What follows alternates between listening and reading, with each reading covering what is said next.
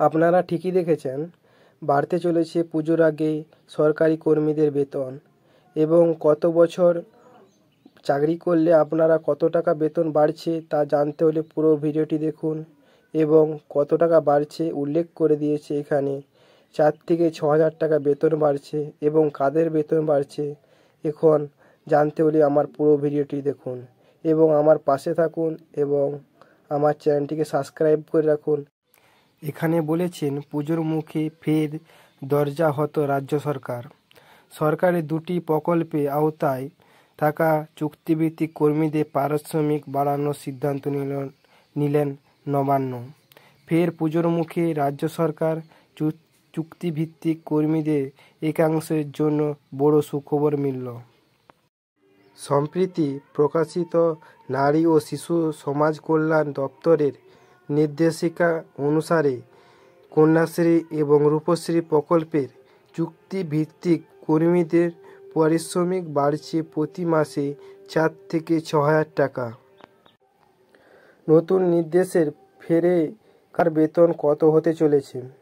কন্যাশ্রী এবং রূপশ্রী প্রকল্পে চুক্তিভিত্তিক মাসিক বেতন 15,000 থেকে বেড়ে হতে চলেছে 21,000 টাকা। অপরদিকে কন্যাশ্রী ডেটা ম্যানেজার এর বার থেকে 11,000 টাকা পারিশ্রমিক পরিবর্তে প্রতি মাসে 16,000 টাকা হবে।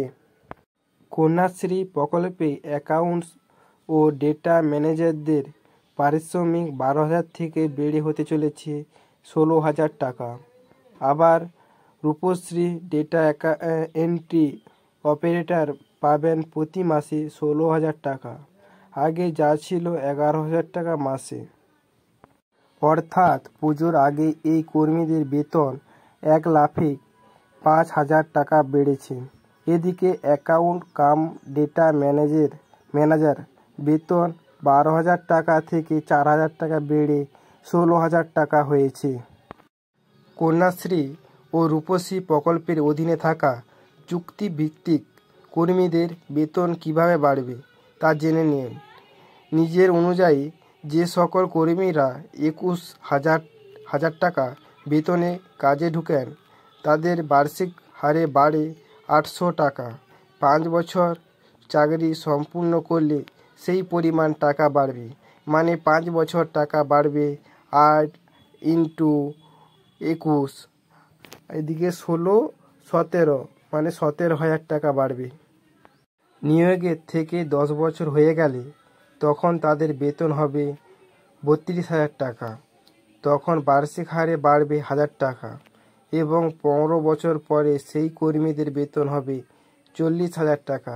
বার্ষিক হারে বাড়বে 1,200 টাকা করে, মানে 1,200 টাকা করে।